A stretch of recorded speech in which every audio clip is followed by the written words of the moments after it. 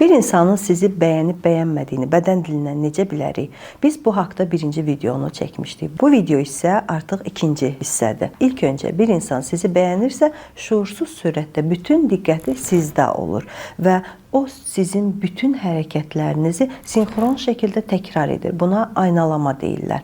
Bunu öyrənmək üçün gəlin belə bir test edək. Siz diqqətinizi hər hansı bir əşyaya fokuslaya bilərsiniz və qəfil başınızı qeyri-ixtiyari kənara çevirin. Həmin insan da siz baxdığınız tərəfə baxırsa, deməli bütün diqqəti sizdədir və sizi bəyənir. Bir insan əgər sizi bəyənirsə, sizin çevrəniz, dostlarınız, ailəniz haqqında daha çox məlumat yığmağa çalışacaq. Əgər siz həmsöhbətsinizsə, söhbət əsasında bu məlumatları bəzən o sizə qısa şəkildə ötürə də bilər. Bir insan sizi bəyənməyə çalışırsa, hər zaman sizin görüş məsafənizə girməyə çalışır. Yəni siz hardasınızsa, daim sizin görəcəyiniz yerdə durmağa çalışır. Bir insanın sizi sevib sevmədiyini bilmək istəyirsinizsə, onun sizə ayırdığı vaxta baxın. Əgər bir insan sizə zaman ayırırsa, demək sizə dəyər verir.